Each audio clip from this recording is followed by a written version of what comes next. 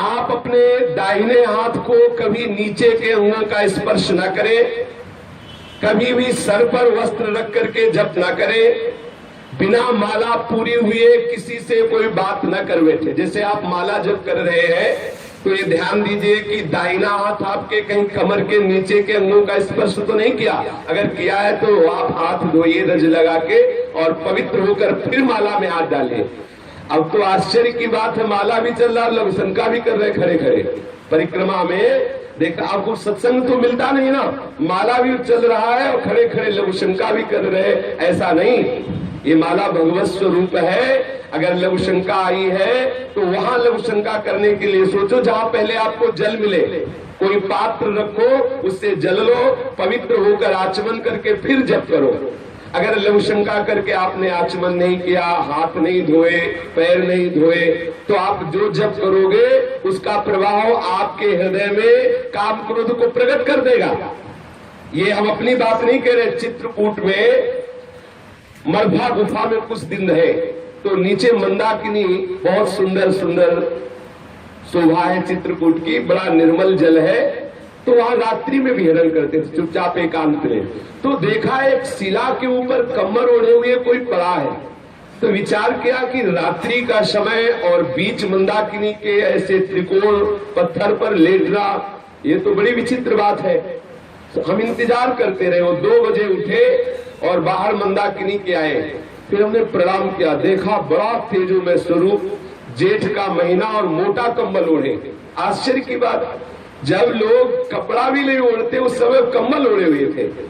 हम प्रणाम किया तो और मुंह घुमा के उधर चले गए। फिर हम दौड़ के गए जैसे किसी को निधि मिले, इतना आनंद का अनुभव हो रहा था। कई बार उनको दौड़ दौड़ के सामने से प्रणाम किया लेकिन कुछ बोले नहीं, पीठ करके खड़े हो गए। फिर पीछे से हमने कहा, महाराज जी हम शाम से आपका इंतजार कर रहे हैं, क्या आप हमसे एक बार भी नहीं बोलेंगे? अगर आप गुरुजन नहीं बोलेंगे तो हम जैसे अधमों का जीवन कैसे भगवत मार्ग में आगे बढ़ेगा?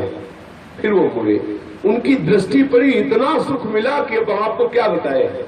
बड़ा आनंद का अनुभव हुआ, घबराहट सी एक अंदर हो रही थी, ऐसे सुख का अनुभव हो रहा। प्रणाम करके कहा, 1 मिनट महाराज जी बैठ जाइए, हम आपसे बात करना चाहते। वो बैठ गए कृपा करके। गले में तुलसी की कंठी थी, कोई तिलक नहीं था, एक लंगोटी थी और ऊपर से काला कंबल मोटा ओढ़े हुए थे। तेजोमय स्वरूप था, अस्थिमात्र शरीर था। प्रार्थना की कि महाराज जी आप हमारे कल्याण के लिए कृपा करके कुछ बोल दीजिए। बस अपनी तरफ से बोले थे कि जो तुम्हें गुरु मंत्र मिला है पवित्र अवस्था में उसका जप कीजिए। अगर अपवित्र अवस्था में जप करोगे तो काम वेदना प्रकट हो जाएगी और असहनशीलता आ जाएगी आपके हृदय में। हमने कहा मंत्र जपने पर भी? बोले हाँ, यदि अपवित्र अवस्था में मंत्र जप आ जाएगा तो काम वेदना प्रकट हो जाएगी और असहनशीलता आ जाएगी, अर्थात क्रोध प्रकट हो जाएगा। यद्यपि हमने ये बात कहीं पढ़ी नहीं है लेकिन उन महापुरुष के मुख से सुना हुआ वेदों से भी ज्यादा प्रमाणित है, क्योंकि उनका जीवन इतना मंगलमय और पवित्र। जो पूज्य श्री राजेंद्र दास जी के यहाँ तबला बजाते हैं ना, वो युगल किशोर, वो भी उनको भी दर्शन कराए थे, वो भी देखा था उन संत को, उनसे पूछ लेना। कितने तेजस्वी और तपस्वी महापुरुष थे। उन्होंने कहा कि यदि आप अपवित्र दिशा में गुरुमंत्र का जप करेंगे तो गुरुमंत्र आपके हृदय में काम वेदना प्रकट कर देगा और असहनशीलता आ जाएगी। इसलिए मंत्र जपने वाले को बहुत सावधान रहना चाहिए, सदैव पवित्र रहना चाहिए। लघु शंका करे तो जल का प्रयोग करे, शौच में जाए तो कमर के नीचे कम से कम स्नान जरूर करे, 2 बार तो पूरा स्नान करे, और अगर कई बार जाना पड़े, कोई रोग है तो कमर के नीचे जरूर। और सूती वस्त्र जितने भी धारण किए वो शौच के बाद उनको धोना चाहिए।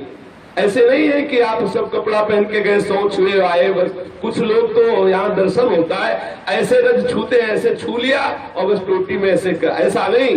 कम से कम, जब बिल्कुल कम तो 7 बार बाया हाथ धोइए, फिर उसी बाएं हाथ से रज लेकर हाथ पैर में रज लगाकर धोइए पैर में, फिर दोनों हाथ मिला करके कम से कम 5 बार रज से धोइए। आप सोचेंगे कि ये तो नाली जाम करवा देंगे हमारे बाथरूम की। थोड़ा थोड़ा रज ले लीजिए। पहले अगर साबुन लगाना है तो पहले रज के बाद साबुन मत लगाइए, रज परम पवित्र है। जितनी आप पवित्रता का निर्वाह करेंगे उतना ही आपके हृदय में मंत्र प्रकाशित होगा। जिसका शरीर अपवित्र है, मन पवित्र है, तो मंत्र कहाँ प्रकाशित होगा? इसलिए अपवित्र हाथ से कभी दाहिने हाथ को नीचे के अंगों का स्पर्श नहीं होने देना चाहिए। अगर करिए तो फिर रज लगा के धोइए। और कभी सर पे वस्त्र रख करके मंत्र नहीं जपना चाहिए। मंत्र जपते समय सर खाली होना चाहिए।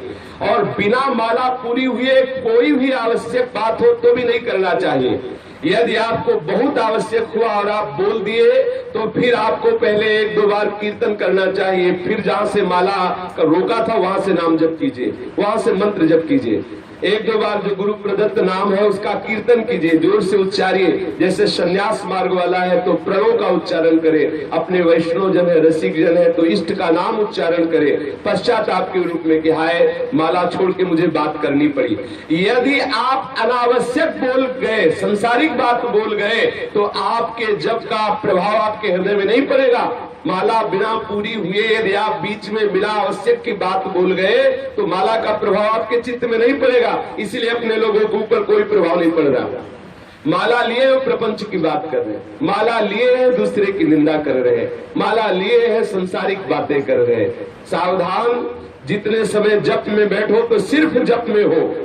अगर आप हर समय जप कर रहे हैं तो आज जब तक माला पूरी ना हो जाए तब तक बात न करें। और बात भी करें तो भागवतिक बात होनी चाहिए, अनावश्यक बेकार की बातें नहीं होनी चाहिए।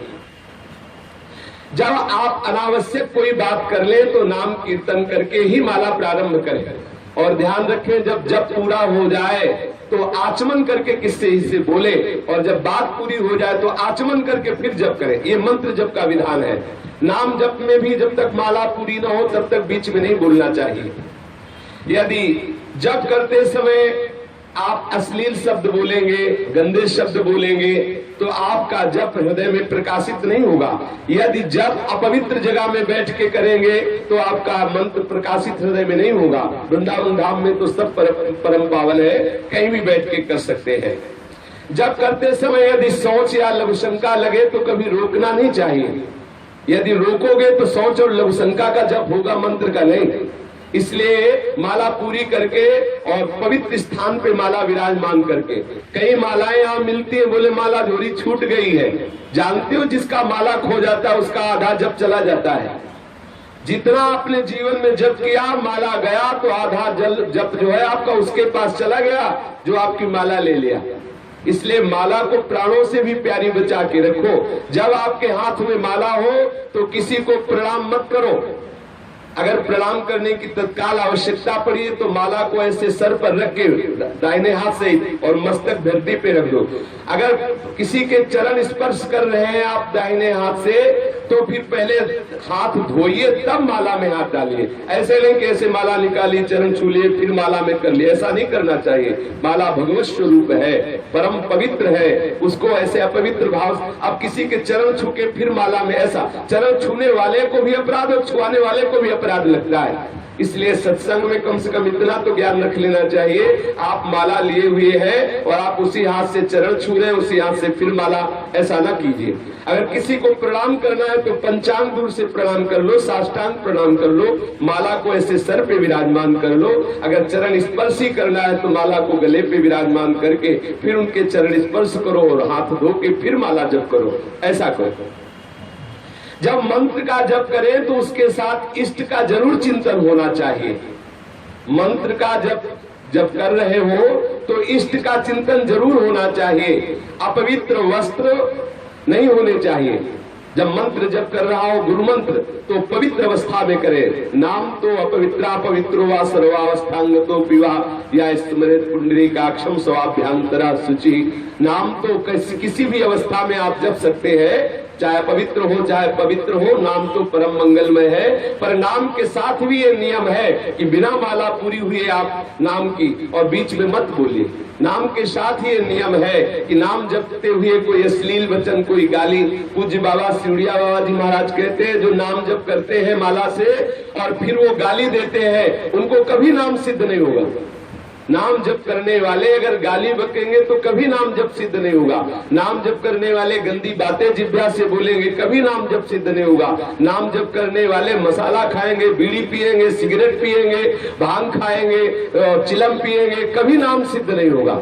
ये सब व्यसन छोड़ करके नाम जप करते समय इधर उधर देखना, आसपास थूकना, व्यर्थ के कार्य करना। अब जैसे बैठे हैं, पैर हिला रहे हैं, नाम माला चल रहा, पैर हिला रहे हैं। हाँ, अगर नाम सुमिरन कर रहे माला से नहीं भी तो तिनका तोड़ रहे हैं, नहीं तो धरती में ऐसे लिख रहे हैं, ऐसे कर रहे हैं। ये सब चंचलता पूर्वक जो क्रियाएं हैं इनका त्याग कर, बैठे बैठे ऐसे तिनका तोड़ते रहते हैं, ऐसे धरती को खरोचते रहते हैं, मुंह में कपड़े चबाते रहते हैं, पैर हिलाते रहते हैं, इधर उधर आंखें करते रहते हैं। ये सब भजन के विघ्न, ऐसा नहीं करना चाहिए। और जप में बहुत जल्दी जल्दी जिह्वा नहीं चलानी चाहिए। जप करते समय धीरे धीरे जप का जो मंत्र है उसका एक एक अक्षर ध्यान करते हुए, जैसे अपने को राधा बोलना है तो राधा पूरा हमारे मानस पटल पर राधा नाम दिखाई दे रहा है और कान में सुनाई दे रहा है। फिर हम आगे की जो आगे की मन का है, जो तुलसी का आगे का गुड़िया, वो तभी हम करेंगे जब एक नाम सुन लेंगे और उसको देख लेंगे। तब भले संख्या में कम हो लेकिन ऐसा आपको लाभ मिलेगा। यदि आप जल्दी करोगे तो देख लो पूरा का पूरा माला निकल जाएगा, आप क्या जप गए आपको खुद पता नहीं चलेगा। ऐसे भी जब होता है, पूरा माला निकल गया और संसार का चिंतन चल रहा है, एक बार भी नाम का ना तो श्रवण हुआ ना दर्शन हुआ। इसलिए जप में जल्दीबाजी न करे, धीरे धीरे जप करे, ऐसे मानो आपके नेत्रों के सामने लिखा हो, भले थोड़ा जप हो, आप इसकी चिंता न करें। इस तरह जप करने से आपके हृदय में बहुत बड़ा प्रभाव पड़ेगा, मन चंचलता शून्य हो जाएगा। कभी मंत्र का उच्चारण नहीं करना चाहिए। मंत्र जितना धीमे होगा उतना ही लाभ होगा। जैसे वाचिक मंत्र जपने का विधान नहीं है, उपांश या मानसिक ही जपने का विधान है। अगर वाचिक मंत्र उच्चारण कर दिया तो धीरे धीरे आपके हृदय में आपराधिक प्रवृत्तियां जागृत हो जाएंगी। और आजकल हमारी बुद्धि इतनी भ्रष्ट हो गई है कि हम द्वादशाक्षर मंत्र, पंचाक्षर मंत्रों का कीर्तन करते हैं। भागवत आज में अपने लोग कीर्तन करते हैं द्वादशाक्षर मंत्र का, पंचाक्षर मंत्र का। और शास्त्रीय विधान है, जब गुरु मंत्र दिया जाता था तो घंटा शंख बजाया जाता था। किस लिए? इसीलिए कि मंत्र उच्चारण में सुनाई दे। और गुरु शिष्य दोनों कपड़े से ढक जाते थे। किस लिए? कि कोई ओठ हिलता हुआ अंदाज न लगा पावे कि क्या मंत्र दिया। आज हम उन महागुप्त मंत्रों का कीर्तन करते हैं। गायत्री मंत्र, पंचाक्षर मंत्र, द्वादशाक्षर मंत्र है। मंत्र का गान करने से मंत्र जो है अमंगल करता है। मंत्र जितना गुप्त रखा जाता है उतना ही वो प्रभावित होता है। और कीर्तन जितना उच्च स्वर से किया जाता है उतना ही मंगल होता है। वाचिक से 10 गुना उपांशु और उपांशु से 100 गुना मानसिक। अगर मानसिक मंत्र जप होने लगे तो बहुत शीघ्र भगवत अनुराग प्रकट हो जाए। मंत्र का कभी उच्चारण नहीं करना चाहिए, कीर्तन मंत्र का नहीं करना चाहिए, और नाम को कभी धीरे से नहीं बोलना चाहिए। उच्च स्वरस्तम बद सर्वदैव, ऊंचे स्वर से सदैव नाम का कीर्तन करना चाहिए। जब तक जप किया जाए ये बात मन में जरूर रहनी चाहिए कि कोई भी विषय भोग का संकल्प न बनने पावे। बहुत ध्यान देने की बात है। जब आप जप कर रहे हो एकाग्रता पूर्वक तो कोई भी विषय भोग का संकल्प ना बनने पावे। यदि विषय भोग का संकल्प बना तो जप की जो ऊर्जा है वो आपके संकल्प पूर्ति में जाने लगेगी। अगर आप किसी भी विषय भोग का संकल्प करेंगे जप करते हुए तो जप का जो पावर है वो आपको वो विषय भोग प्रदान करेगा।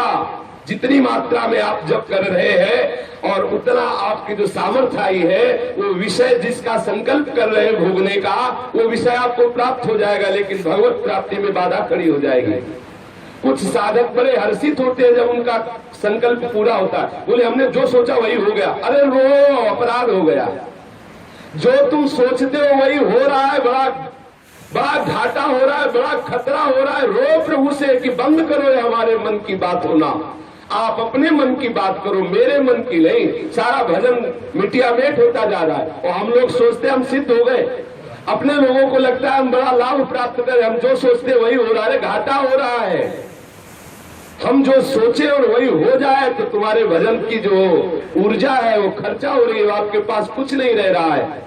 यदि आपका संकल्प सिद्ध होने लगे तो बहुत बड़ी हानि हो गई, बड़ा अमंगल हो गया। सदैव इस बात से बचना चाहिए कि भजन के समय कोई संकल्प ना बनने पावे। इसके लिए श्रीधाम वास करते हुए अधिकतर भूमि शयन का अभ्यास किया जाए। भूमि शयन का अभ्यास किया जाए, ज्यादा से ज्यादा ब्रह्मचर्य रहा जाए, अधिक समय तक मौन वृत्ति रहे, या संपूर्ण मौन या विचार मौन। विचार मौन में यह है कि जब कोई आवश्यक बात हो तो बहुत कम शब्दों में विचार पूर्वक उत्तर दे दे और गुरु सेवारत रहा जाए। यदि भजन को पूर्ण करना है तो जिनका दिया हुआ मंत्र है उनकी अधीनता स्वीकार करें, उनकी आज्ञा का पालन करें। गुरु सेवा परायण होकर यदि मंत्र जपा जाए तो बहुत शीघ्र सिद्धि प्राप्त हो जाती है। और गुरु सेवा तज करे जयान, यह अधर्म यह सबहान, कान नरस कन मेरा है। जो गुरुदेव की अवहेलना करके सोचे कि अब हमें तो मंत्र मिल ही गया है, अब इनसे जप करके सिद्धि प्राप्त कर लेंगे, बोले अधर्म हो रहा है, बड़ी हानि हो जाएगी, मंत्र सिद्ध नहीं हो पाएगा। तो गुरुदेव की सेवा और 2 काल कम से कम स्नान, 2 बार स्नान, कोई भी पाप कर्म न बनने पावे सावधानी, नित्य ठाकुर सेवा और नित्य बैठकर परस्पर हरि चर्चा करना और नित्य अपने इष्ट की स्तुति करना और जो नियम निष्ठा दिया गया है जप का उसे पूर्ण रूप से निभाना। यदि ऐसा किया जाए तो मंत्र सिद्ध होने लगता है। और मंत्र सिद्ध होने पर भी यदि हमारे हृदय में तनिक भी संत निंदा का भाव आ गया तो सब बराबर हो जाएगा। भक्तन निंदा अति बुरी भूल करे जिन कोए, क्या है कि सुकृत बहु जन्म के छिल में डाले खोए। कितनी बड़ी हानि हो गई। यदि आप मंत्र सिद्धावस्था तक पहुंच रहे हैं तो एक जगह डरते रहे कि किसी वैष्णव की ना तो निंदा सुनेंगे ना करेंगे। यदि वैष्णव निंदा हो गई आपसे तो बहुत जन्मों के किए हुए सुकृत उसी समय नष्ट हो गए, फिर आपको बहुत काल लगेगा उस स्थिति में पहुंचने के लिए। इसलिए सदैव वैष्णव निंदा से बचते हुए ना तो जप करने वाले को पराई स्त्री से संभाषण करना चाहिए, ना किसी पतित से कोई संबंध रखना चाहिए। जिसने अपने व्रत को छोड़ दिया हो, त्याग दिया हो, ऐसे का संग नहीं करना चाहिए। जो नास्तिक है, भगवत आराधन नहीं करता है, उसका कभी संभाषण या किसी भी तरह से संग नहीं करना चाहिए। अपने इष्ट और गुरु के उच्छिष्ट के सिवा किसी का उच्छिष्ट नहीं पाना चाहिए। कभी झूठ नहीं बोलना चाहिए, कभी कुटिलता पूर्वक बोलना, अपने हृदय में जो छुपा के बोलने की आदत है वो बोलना नहीं चाहिए। किसी के अनुष्ठान को देख करके हृदय में ईर्ष्या नहीं करनी चाहिए। कोई बहुत जप अनुष्ठान या भजन कर रहा है, हमारे हृदय में ईर्ष्या नहीं होनी चाहिए। ईर्ष्या होगी तो निंदा जरूर हो जाएगी। अरे क्या जप करते हैं, जप भी करते हैं और वो भी करते हैं, ऐसा करते हैं, निंदा करने की भाव आ जाएगी। जप करने वाले को कभी अपने इष्ट की शपथ नहीं खानी चाहिए। ध्यान देने की बात है। या आप छोटी सी छोटी बात में वो ठाकुर जी की कसम को बोले, भगवान कसम कहते हैं, जमुना कसम कहते हैं, गंगा कसम कहते हैं, अपने इष्ट की धाम की कसम, ऐसा कभी नहीं करना चाहिए। जप करने वाले को, सुमिरन करने वाले को, आराधना करने वाले को चाहे प्राण चले जाए कभी कसम नहीं खानी चाहिए कि हम भगवान की कसम खाते हैं। ऐसा नहीं किया, एक बार बता दिया, नहीं किया, मानो ना मानो तुम्हारी जो मर्जी आवे सो करो। अपने ठाकुर की कसम थोड़ी खानी है, अपने प्राणाराध्य को थोड़ी साक्षी देना है। कभी ऐसा नहीं करना चाहिए। यहाँ मना किया जा रहा है कि जो भगत सुमिरन करता है, भजन करता है, उसे सावधानी रखनी, कभी अपने इष्ट की शपथ नहीं। अनुष्ठान या भजन शुरू करने पर ये ध्यान रखना है कि मरण सोच में कभी भोजन नहीं पाना है। वो जो तेरही और वो क्या कहते दसवां जो शब्द कहता है, 10वें दिन को क्या कहते हैं इससे शास्त्रीय शब्दों में, दशा, हाँ ऐसा कुछ नहीं, हाँ ऐसे बोलते हैं। कपड़े लिखे तो शब्द नहीं आते हमारे। मरण सोच का अन्न नहीं पाना चाहिए, जरूर ध्यान रखना चाहिए। जब तक वो ब्राह्मण लोग ना पाले तब तक नहीं पाना चाहिए। अब गृहस्थ है तो अपने घर की बात अलग, ठाकुर को भोग लगा के पावे, और दूसरों के, अगर गृहस्थ है अपने घर की बात अलग, दूसरों के यहाँ जाके वो भी तेरह ही करना पावे। और साधु को तो पाना ही नहीं चाहिए। और जनना सोच, जब बालक हो तब जो माताएं अपवित्र दशा में रहती, जब निकल आती है और बालक के सब जात कर्म संस्कार हो जाते हैं, फिर जाकर के वह भले प्रसाद पावे। जनना और मरणा सोच में उनके यहाँ भोजन नहीं करना चाहिए। जिनके यहाँ अपवित्रता हो गई है, सोकर बिना आसन के चलते हुए झूठे मुंह या कुछ खाते हुए या बिना माला को ढके हुए कभी गुरुमंत्र का जप नहीं करना चाहिए। पवित्र अवस्था में अगर आपने कुछ पाया है तो कुल्ला कीजिए, आचमन कीजिए। अगर जप माला है तो झोली के अंदर रखिए। आप अगर जप कर रहे हैं वृंदावन में तो खैर ये आसन की बात नहीं, क्योंकि आप परम पावन रज है। और जब आप सो के उठे नाम स्मरण करते हुए पहले पवित्र होइए, फिर मंत्र जप में लगिए। नाम जप कर सकते लेकिन मंत्र जप नहीं कर सकते। बिना माला ढके आप मंत्र जप न, किसी को देखा है माला खुला लेके जप करला, जो उस माला का जप करते हुए आपका दर्शन करेगा उसको जप का प्रभाव प्राप्त होता जाएगा। इसलिए माला ढक के की जाती है। चित्त में कोई भी विषय की व्याकुलता, क्षोभ, भ्रांति, भूख, शरीर में पीड़ा या किसी भी तरह का संकल्प ये हृदय में आ रहा है तो भगवत स्मरण को इतना बढ़ाइए कि भूख का कष्ट मिट जाए, जो भी आपके अंदर अपवित्रताओं का क्लेश हो रहा है वो मिट जाए, जो भी वासना है वो मिट जाए। आप उसका आदर न करके इतना स्मरण तीव्र बढ़ाइए कि सब दब जाए। जूता पहने हुए या पैर फैला के ऐसे पैर के ऊपर पैर चढ़ा के कभी मंत्र जप नहीं करना चाहिए। जूता पहनकर कभी गुरु मंत्र जप नहीं करना चाहिए। जो इन नियमों का पालन करेगा उसके हृदय में मंत्र प्रकाशित हो जाएगा, और जिसके हृदय में मंत्र प्रकाशित हो गया, अब चाहे वो अपवित्र हो चाहे पवित्र हो चाहे जैसे हो, फिर कोई प्रभाव नहीं पड़ता, क्योंकि वो शरीर की धरा से ऊपर उठ जाता है। जब मंत्र प्रकाशित हो जाता है तो मन बुद्धि चित्त अहंकार सब मंत्र में हो जाते हैं।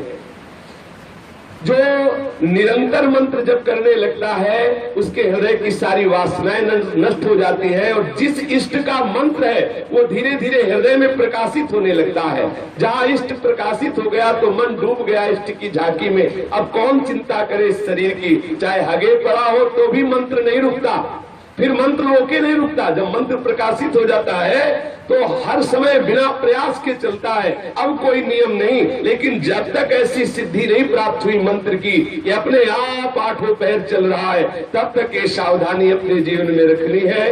निरंतर भगवत स्मरण करते हुए पवित्रता का जरूर निर्वाह करें।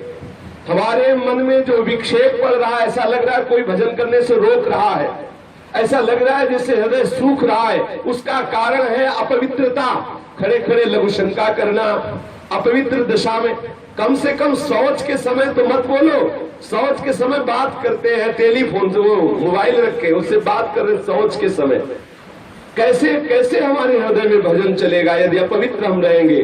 भोजन के समय, लघु शंका के समय, शौच के समय, जप के समय, ये सब विशेष मौन रहने की बात होती है। पवित्र होके भगवत शरणागत होकर के निरंतर स्मरण करते हुए अपने जीवन को मंगलमय बनावें। श्री राधा वल्लभ लाल की